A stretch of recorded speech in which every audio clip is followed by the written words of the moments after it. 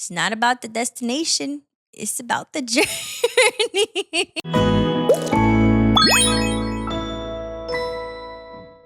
Hello, hello, and welcome back to this week's episode of Yup to My App. I'm still Erica Starr, and today we are talking growth. We're talking transitional phases. We're talking seasonal depression, all the above. You name it, I'm talking about it. And just to give you some context for what you're looking at, why I'm sitting here, why I look the way I do right now, it's because I don't want to just talk about this. I want to be it so that you can believe that I'm not talking out my ass. So, if you look at my hair, it's greasy as heck. Why? Because there's castor oil in it. And that's because I want my hair to grow and I want it to look nice and I want to give the slightest bit of F's about my appearance in this new year, in this time of my life, because transitional phases happen to be when I look homeless half the time. Another thing, I'm not using any studio lighting in this episode because we are using sunlight that doesn't look too great because it's the middle of winter and we don't get a warm glow anymore. It's just snow and just bright white. May as well be a freaking fluorescent light in here. So, where was I going with that? Oh, the reason I bring up the sun is because it's 9 a.m. I never do podcasts this early, but I am sticking to one of my healthy habits that I've been telling myself that I was gonna get into and never got into, and for whatever reason, I'm just like, you know what? This is the year that I finally effing do it, which is wake up at like 7 a.m. every day for no reason. Not no reason. It's to be productive, but 7 a.m. is crazy for every day, and I know some people do that on a regular basis. It's just not me. I don't do it. So, yeah. With that being said, my usual transition phrase. My first thing that I want to get into is healthy habits. Because let's say, you're like me and you go through seasonal depression and it hits you crazy like a bus. And, as soon as it drops below, I want to say 35 degrees, because I could handle stuff above that. But as soon as it drops below 35 degrees, so like you just freeze. Everything freezes. Everything stops. And you're just like, you know what? I'm not happy anymore. Why is the sun going down as soon as work finishes? Why is everything so cold? Why are there no flowers? Why are there no leaves? Why is everything dead? And I feel you. But there are some things that you can do to help with that. And I think that a lot of them just have to do, and I know like you guys hear this shit all the time, self-care, self-care, self-care, but that's essentially what it is. So, one thing that I feel like has helped me is waking up earlier. Waking up earlier gives you more time with the sun. So it makes you feel like your day is longer. And it makes you sleepier sooner. Because you're up longer, but also because you feel like you've spent so much time awake with the sun in the daytime. And then you sleep earlier and then you wake up earlier and it just keeps going. So as of recent, I've been making it a goal to be up at 6:30, working by 7. And by working, I mean working on the podcast until it's time to work my 9 to 5. And then I work on the podcast and all my other endeavors after 5. Is it easy? No. But, working hard is never easy. If it was easy, everybody would do it. But is it worth it? Yes. Yes, it is. And I'm going to tell you why. Because it's cold outside and you need a reason to feel alive. That's literally it. Oh my gosh. This whole, like I said, if you don't go through seasons, that must be nice. But at the same time, would I leave New York? No. No, thank you. I don't know. Maybe I like the danger. Maybe I like to be cold. But if you know me, you know that I like to go through life in seasons. And I believe that, the real seasons are good little markers for where you should be in your life, because it kind of forces you to have fun, or forces you to, lock in. So that's just my take. Anywho, habit number 2. Okay, this thing that I'm about to say is a habit that I've had for a while, and I've never put it into words until a few days ago. And I think that this is part of why I feel like my brain can function, why my life can move, why I can seem like I'm so carefree about why I can seem like I'm so carefree about a lot of things, even when I'm not. And it's not a survival thing. Maybe for some people you might consider it a survival thing. I don't know. I don't know what I'm talking about, but I know what I do. I put myself in a place financially and socially, I guess might be the word, where I can always buy the two things for myself that everyone stresses about or says they don't have enough of, which is money and time. And I put myself in a place where I can always borrow money from myself and I can always borrow time from myself. And that sounds crazy or whatever. But the first one, money is kind of like obvious, where it's like you don't just have a ton of money in your savings and save your money and, just have a nice amount ready to go for emergencies or for just like random dinners, birthday dinners, baby showers, gifts, holidays. Like just have that off to the side. And it's a lot more easier. It's a lot easier said than done, but it helps. Like I know a lot of people who will always spend what is in their bank account because it's in there. And I think building that discipline and, you know, do that in whatever way works for you. I'm not telling you exactly how to manage your money, but I am saying to put yourself in a place where, let's say everything goes left, let's say none of your plans worked out, make yourself solid for like 6 months to a year. And like I said, that it's hard for people to do that. I get that. But once you get there, certain things become a little easier or life becomes a little like easier to handle, manage, and all that good stuff. Second thing, time. I would say for me, okay, I'm going to tell you exactly what I do. For me, I set aside time 4 days a week to go to the gym. And going to the gym means a 20-minute walk to the gym, 20-minute back from the gym, and a maximum of 2 hours at the gym. So that's approximately 3 hours, 4 times a week that I have allotted for the gym. I try to go more often than that because, I just like working out. It's my thing. It's what keeps me sane. Who needs therapy when you got the gym? Um, but I say this because no matter what, in my brain, there will always be 12 hours of the week dedicated to the gym. Now, that means that when things come up, when I get, my videography gigs, when I get, anything that has to do with, taking up my time. That was such a shitty way of saying that. Holy cannoli. When things come up, yeah, let's say that. When things come up that need my attention and my time, I know that I have that time. And like, I know everybody's like, Erica, you're so busy, you're so this, you're so that. But it's because I also know how to set boundaries because at the same time, you need to decide what you're, pulling that time from, pulling that time for. That's what I mean.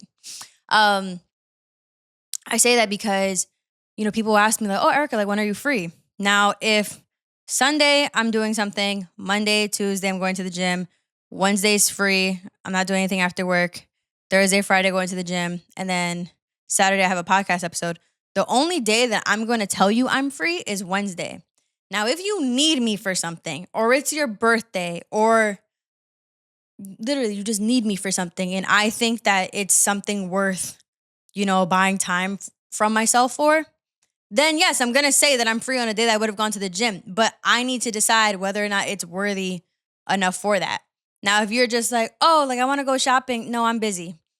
Don't worry about what I'm busy about. I'm likely not going to tell you. I might even tell you that it's something else, but so that I can go to the gym because your little shopping trip, I'm sorry, honey, means nothing to me. And you need to be tough with your friends like that. I mean, if you have friends that you can, tell the truth to, more power to you. Just tell them, be like, listen, man, I got shit to do and you're getting in the way of my goals with your nonsense. And I don't think that's a problem. I think that when you're in this transitional phase of your life, when you really get that, thing in your head, when you're like, I'm going to get my shit together right now. I am going to follow through with all the goals that I set for myself. I am just going to move forward intentionally and I'm just sticking to the plan this time, I think it's so okay to set boundaries with your friends. And this is when you realize who your real friends are because the people who like actually care about you, they respect you enough to believe that you are, setting your time aside for things that matter, even though it's none of their business. But, good friends are like, you know what? I trust you. I'm gonna let you be. I'm not gonna take it personal. I understand you got a lot going on. And they know that your friendship is strong enough for you to set aside time for them when you have the time. But, when you tell certain people that, or when you kind of have to, like I said, be kind of tough and say, you know what? Spending time with you is not as important as working on me. And they take it as like, oh, so you hate me. So we're not friends. Oh, we're not as close as I thought we were. Then maybe that's not your friend, because what, like, I love to embrace the power of friendship, and I love to be like, what would I do without friends? But I say that because I have really good friends, and it's like, what would I do without these friends that understand me, that know that I go through life in waves, and who I know are going to be there when I take a break from life. And that's okay. This is a side note. Yes, I'm talking about transitional phases and all that stuff, but I was thinking, like, what makes a good friend, what makes a good partner, what makes a good relationship, what makes just good people to have in your life. And one thing I thought about was, like, yeah, there are so many other things like loyalty, honesty, trust, yada, yada, yada. But having people in your life who you never have to worry about leaving when you can't provide something. And you can think about this like in two different like scales, I guess you can call it. Like I have friends where if they come over to my apartment and I'm not like actively hosting, I'm not like, oh, let's order food or putting on a movie or whatever, that I feel like they're gonna literally leave because they're just like, okay, looks like everything's done here. Like those clearly aren't like friends, and I don't hang out with them anymore. But those are people you don't want around. You want people who keep your nervous system at ease, who like they can come over and they don't care what's going on. They just care that you're there. You could be working and they don't care. Or you can be like cleaning up the apartment and you're not scared of them being like, you know what? Like, why am I even here? And leaving.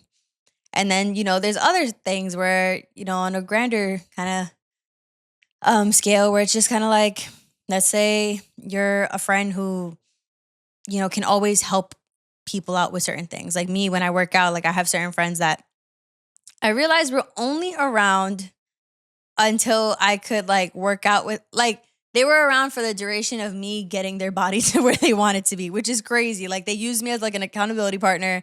I worked out with them for some time, and then they just go poof after like they get in their rhythm and stuff. And I'm like, ah, interesting.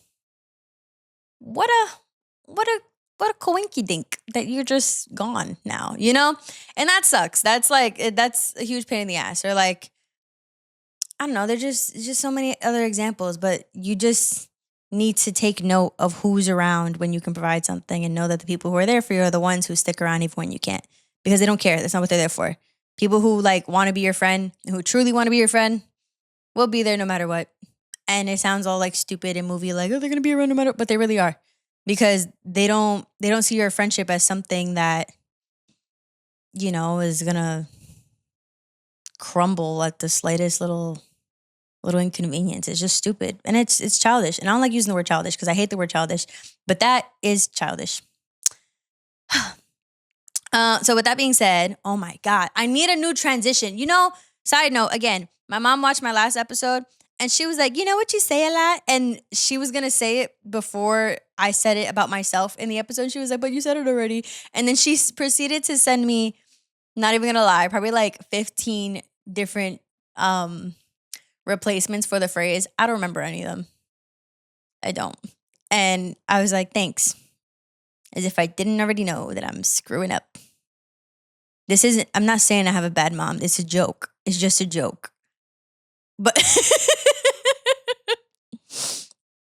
anywho, anywho, that could work. The whole point I was trying to get at is that transitional points of your life, when you're cocooning and all that, it's going to feel lonely as heck. It is. And not to be on some like, it gets lonely when you're at the top, but it's true. Like when you want to work on yourself and the people around you don't, they're not going to get it. And you got to be okay with that. And you just got to keep on moving and come back when you're ready.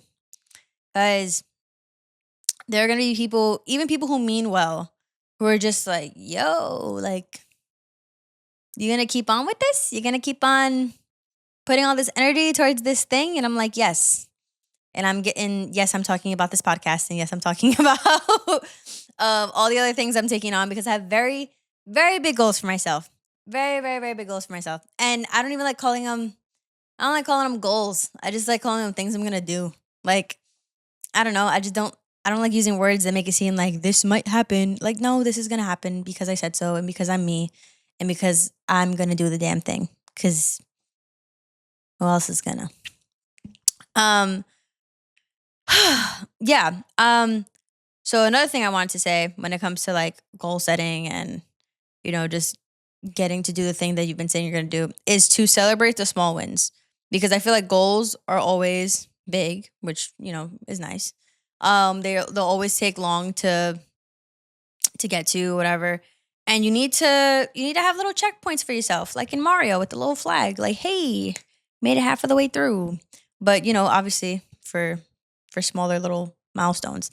Like for me with this podcast, when I got 100 followers on Instagram, it doesn't have to be like a whole, like, you don't have to do like a big dinner with your friends or a celebration, but, be like, hey, I'm going to do something for myself. I'm going to have a little spa day because I'm making progress. You should always celebrate making progress. And this is me. It's always been me.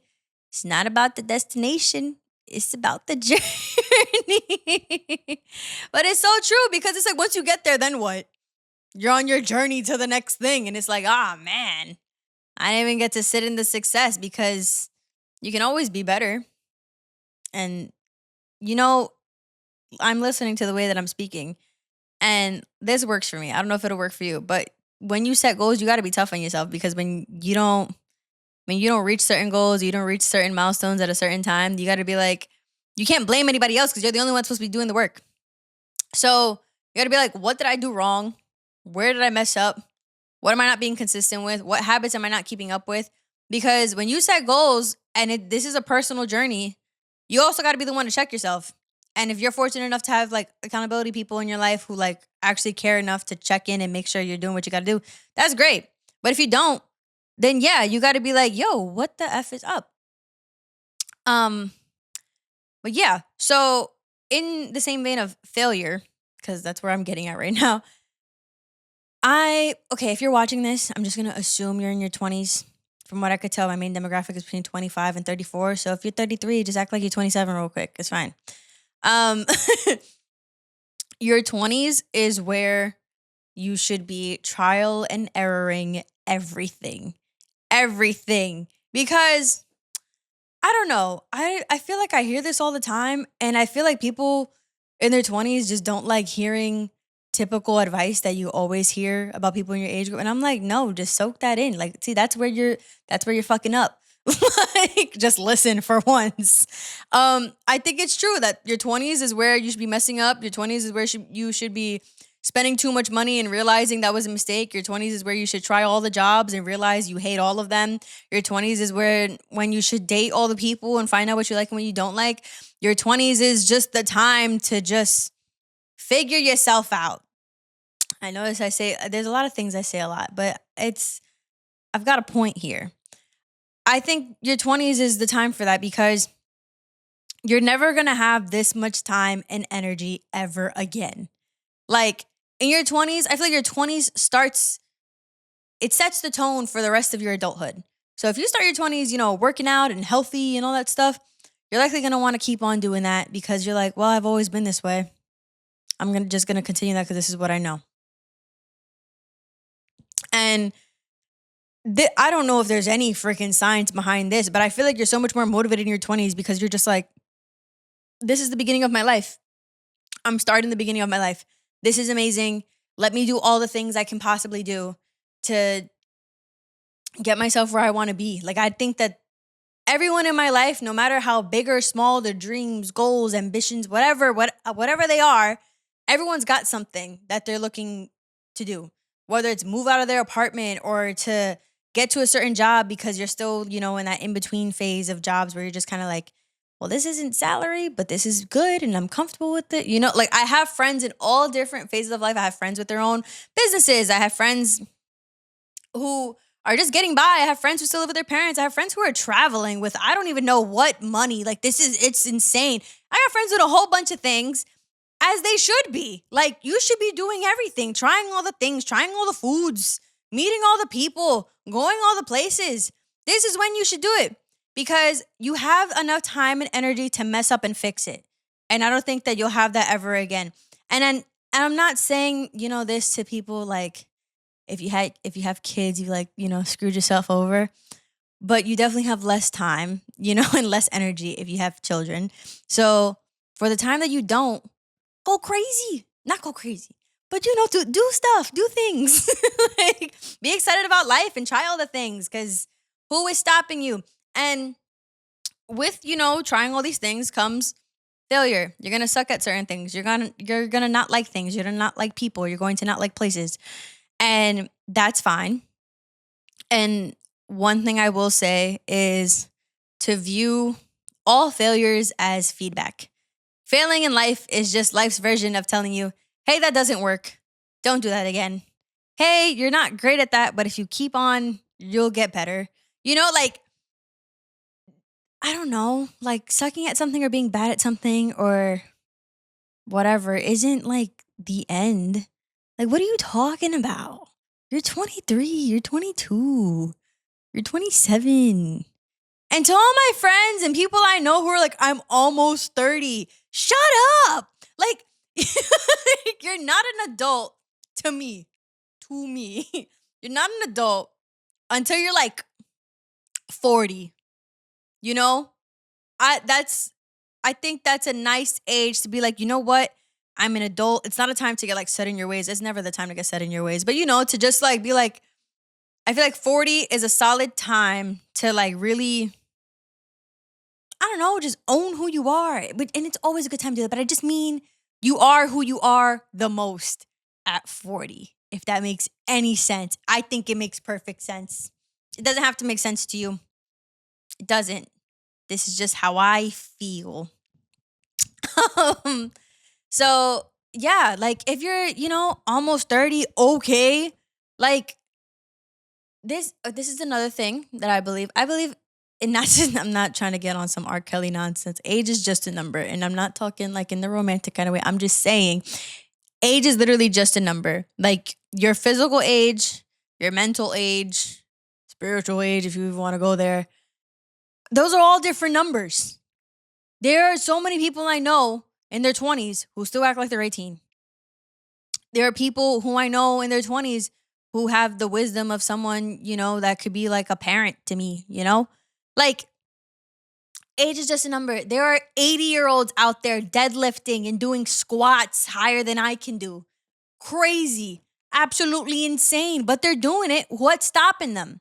Like, I don't know. I feel like you're only as old as your limitations. I think that's what it is. Like, like when it's hard for you to stand up and sit down and all that stuff, that's when you start getting old. But if you don't let yourself get there, then you never get old. And that is how I get through aging because just accept that we're all going to die. So why not make the time that you're alive the slowest aging process possible? And I shouldn't be talking. I drink Pepsi every day. Am I proud of it? No. But your 20s is the time to fail. Maybe I'll stop at 30. Maybe I'll stop at 40. Who knows? But I'm just saying that, like just enjoy your 20s. I don't know. I feel like people are getting so like your 20s is the end of your life, all this stuff. And I like that there is this new wave of like, actors and actresses getting recognized for getting their first like award like in their 40s and stuff. And I'm like, yeah. Does that suck? Yeah. But did it stop them? No. Do they still have the achievement? Yes. Can they probably what's the word? Can they probably not accept? Oh, I go through this every single time. Can they appreciate it more? Probably. Like I don't know, just take it easy. Don't take yourself too serious. But yeah, um, another thing that I want to talk about when it comes to setting your goals, sticking to them, and really just doing the thing is riding whatever wave that you're on. And I say this to say that a lot of people like to just what's the word? They like to go into like autopilot mode. Like to them, that's to some people that's what success is. Like literally just like staying in this like super straight path of just wake up, go to work, get out of work, go home, sleep, or go to the gym, whatever. And to them, like that's when they know, like, okay, I'm an adult and everything's fine. Or to them, that's what kind of like what success is. And like for some people, that's what it is. But not gonna lie, if you wanna, this is gonna, whatever I'm gonna say. If you wanna be somewhere bigger, be someone like just not be someone bigger. If you just want to be in high places and you want to do great things and you want to live a life, that's more than average, it's just a good life, a great life, an exciting life, an exciting life. Let's say that, an exciting life, because I feel like that's what I strive for. I think I want an exciting life because excitement can be different to me at different stages of my life. For me, excitement when I'm older could be just like sitting in a field with a lot of flowers. You know what? That's excitement to me now. I lied. But, exciting to me. Okay. I want to live an exciting life, things that excite me. Sometimes that's Disney World, sometimes that is a glow in the dark ping pong. I don't know. But I want to live an exciting life and I want to do exciting things when I want to do them, when I have the time, when I have the energy, and when I feel like it. And if I want to do things when I feel like it, it means I'm not going to have a 9 to 5 when I'm older. And so I say that to say that in order to live a life like that, when you're setting goals, I think the best way to live is live in a way where you're all in on riding the wave that you're on. And I say that and I mean, not to say, I mean by that, when you're feeling productive and you're like just in that groove where you're just like, you know what? I'm gonna fix everything. Like that's where I'm at right now, which is why I'm like so adamant about this. Where I'm just like, I'm gonna go to sleep early. Ooh, I'm gonna go to sleep earlier. I'm gonna be on top of my protein shakes. I'm gonna make sure I go to the gym. I'm gonna make sure that I put myself in as many situations as possible for success, whether that means like making money or meeting people, networking, all that good stuff. I'm gonna do all the things because I have that like motivation thing in my head going on. I'm not gonna tell myself, maybe you should slow down. Like I'm not gonna say like I'm not gonna let myself feel small or feel like what I'm doing is too much if I have the energy, the passion, and ambition to do it right now. Because there's gonna be a time where maybe there's a month or two where I'm like, you know what? Like I just need to chill. Like I really can't. And it doesn't mean you got to burn out. It just means that it's your time to chill out because you worked so hard when you had all that umph in you to do it. And I think it's best to live in certain parts of your life to the fullest extent. So if like you're in this calm, relaxed, like, you know what, I'm gonna take things really slow for the next few weeks, months, maybe even you take a whole year to take it slow. If you have, the privilege to do that, go ahead. But if you can, then really be in it. Because I think what people try to do is they try to have all of that every day. And I don't think you can enjoy it that way. Like, I don't think that, working really hard for a certain amount of hours, relaxing for maybe 2 hours in a day, having family time for this many hours in a day, having this much time with your partner for this many hours. And I don't think that that works. Like, at least not for me and not for where I want to be. So that doesn't work for me because I feel like I can't enjoy splitting my everyday into that many segments and keeping up with that every day. I can't keep up with it every day. It's not for me.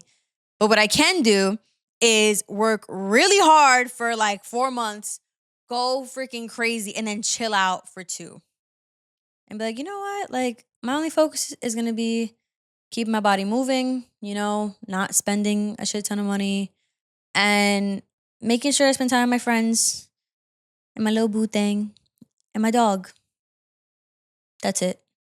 or, going on vacation or whatever. I'm just going to chill. But then, one night I'm just going to be like, you know what? I could be doing so much more. And I think that's a healthy thing to do. For as long as the work that you did in your like super hyper whatever phase, for as long as the work you did then is getting you through the calmer phases of your life, like it's, you did enough to hold you down for long enough. I think that that's the way to go. I think that's how you can enjoy things. I think that that keeps your life exciting. Like you're always looking forward to another phase of your life. You're not looking forward. I don't like looking forward to a certain part of your day every day, because if you're looking forward to a certain part of your day every day, you know what to expect every day because you're looking forward to it every day. You know what I mean? It's like I don't think anyone looks forward to dessert every day.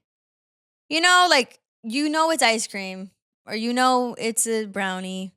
It's a bag of chips that you wouldn't have allowed yourself to eat, earlier in the day. Like I don't know, I feel that becomes mundane, but if you don't eat ice cream for 2 months and you're like, "Yo, for a whole month, I can just eat ice cream at any time of the day." I think you can appreciate it more and you enjoy it more. But that was a really silly example. But my brain doesn't work like that. I need to completely be in everything, whether it's work mode or relax mode or family mode, whatever. Because I don't know, I don't like being cheap with my experiences, with my life, and with my time. Like I feel like I'm cheating myself out of living and experiencing. And that's not the life I want to live. Like I think that okay, guys, let me say this thing real quick. My frontal lobe will be developing in a month. In less than a month, actually. And I think that this is where all this is coming from. I think that everything feels so obvious to me right now, where I'm just like, I'm not living this 9 to 5 life forever. I'm not. Like, I'm really not. And since I was a kid, I've always said, I'm not meant to work in an office. I've never been meant to work in an office. And I never knew what that meant. I never knew if that meant I was going to work in fucking Cirque du Soleil, or if that meant I was going to, I don't even know. I had no idea what that meant, because I'm telling you, this is like a conversation I had with my mom when I was like 6. She's like, what do you want to do when you grow up? And I'm like, I don't know. I just know I don't want to work in an office. And that was a good answer, because I don't. I currently have a 9 to 5, but it's remote. So still not in an office. But I'm not going to be there forever. And you should never put all your eggs in one basket and make, yourself think that you're going to be anywhere forever. Because anything can happen. TikTok can get banned, So, yeah. And I think I'm going to leave with this one final thing that I want to, advise you guys to do in your transitional phase, where you're trying to get your life together, when it's cold outside, when it's lock-in time, when you have the focus and all the energy and all this goodness in your brain that just makes you want to be great, is to speak all of this into existence. Speak as if all this has already happened. When you meet new people, don't tell them where your current job is. Don't tell them. And like, I understand the counter argument of like, Erica, isn't that lying? And it's like, it's not, if it'll eventually be the truth. Like, if this is like a close friend of yours and they see your life on a day to day and they know, like, what the fuck are you talking about? Like, yeah, you're going to sound crazy. I wouldn't do that if I were you. But if you're out and about and you're in the street and somebody comes up to you on the train, or you're just super random occurrences, and it's like, oh, what do you do for a living? Like, oh, like I'm a full-time podcaster, an influencer, social media manager, all that stuff. Like, it's just what I do. They're like, okay, cool. And they ask you more about it, and you kind of become that person. You speak as if you're that person. They ask you about your day-to-day duties. Some of them could be things you already do, and some of them could be things that you're planning on doing in the future. But when you just believe that you're that girl, you just are. Like before I started working in my 9 to 5, I was at a Friendsgiving and I was speaking to some friends, and this one guy was like, oh, like, what do you do for a living? And I was like, oh yeah, like I'm a video producer at Insider. And I didn't even get the acceptance letter yet. I was just like, I just applied. I just knew I wanted to work there. And then I got I got not the acceptance letter, it's not school. But I got the email that was like, "Hey, you got the job." Like what's it called? I want to say 3 weeks later. And am I saying that I got the job because I acted like I had the job? No. But when I don't know, like I need to do more research on this so I could like tell you guys about the whole power of speaking things into existence and stuff, because I can only just speak from experience, and I don't think my experience is enough to convince you that that is a big part of being successful. Is literally just believing that you are the person that you want to be and slowly becoming that person, or quickly, whatever. But there's just so much power in wanting something bad enough and putting in the work, and I don't know. I think it's beautiful because I know I'm a hard worker. I know I work hard. I know that you don't have to tell me to work hard because I'm already doing it. So, yeah, I don't know. I'm just so ready for this year. I feel like this is the year that everything just turns around. And maybe everybody says that every year, but like for real, this is the year. Like I'm telling you, give me till August. August, something big is happening and I don't know what it is, but I know it's happening. 100%. Something really big is happening and I want you I'm going to play this back in August. I'm going to post this and I'm going to stitch it with whatever big thing happened. Because the universe just works for me because I said it does. And I have enough faith in it. And, you know, we're buddies. We're pals. She'd be like, "Hey, what's up?" And I'd be like, "Hey." And yeah. I don't know. You gotta be delusional. You gotta be a little crazy. If you want big dreams, big goals, and big results, you gotta be a little crazy. Like, that's just the way it is. So thank you for listening to my half Delulu, half making sense, motivational, goal setting spiel. And, I hope you're like somewhat inspired, just a little bit, something. Because I am. I'm going to turn this camera off and I'm going to get to more work. And oh my gosh, one last thing. What is the time? Hold on. Because my mom's coming over here. Okay, I have like 7 minutes. Okay, I bought a desk. I'm so convinced that this desk is going to be part of what sets all of my plans and goals into motion and into success. I don't know. In my last episode, I spoke about like, moving things around your space and making it work, all that stuff. So I bought a desk and I bought this chair. Oh my gosh, the chair I'm sitting in is gonna go so cute with the desk. But I feel like having like this station where it's like, when you're here, when you're sitting here, you're getting shit done. You're making history. You're doing the damn thing. Like, I'm so, so, so convinced that this desk is going to change my life. I got it on Etsy and I'm going to show it to you guys because it's so cool and it's coming from the Netherlands. And oh my God, I'm so excited. Okay. Sorry. My bad. But yes. So, just do things for yourself that make your goals more doable, more real, all that stuff. Because that's what I did with the desk. Because I'm not gonna lie, it's an expensive desk. But the way I viewed it was like, I'm putting all of this like money into this desk, but like the money is more of like, I like to call it more, it's a sacrifice. Sounds crazy. But it's a sacrifice that I'm willing to give up, this X amount of money. It's an investment into my life, I guess. I mean, it literally is an investment. It's an expensive ass desk. But do you understand what I'm saying? I'm investing into my goals because I feel like setting up the right space and tone and all this stuff will help me become the person that I'm meant to be, who I want to be, who I'm going to be. So, yes, that was a little tidbit. My bad. So yeah, thank you for listening. Thank you for watching.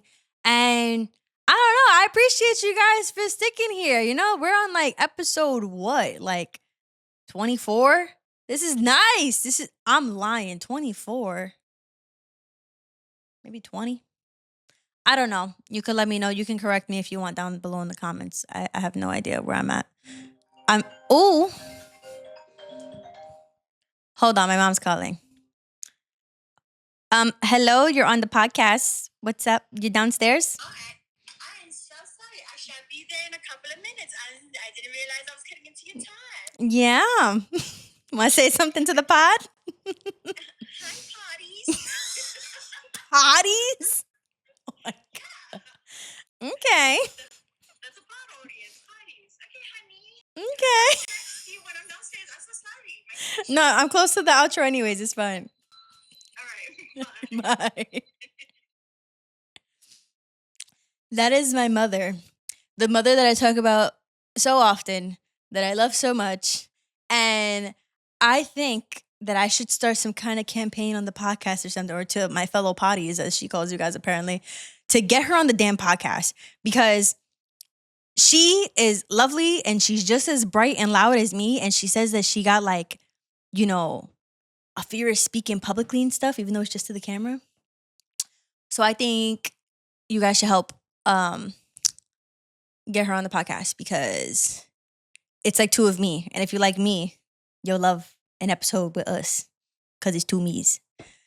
Anywho, sorry, back to the outro. Thank you for watching. Thank you for listening. Thank you for being so great and so amazing for watching me. And I hope you got inspired. And if you didn't get inspired, you're a fucking loser. I think that's it. And I'll see you next week. Bye.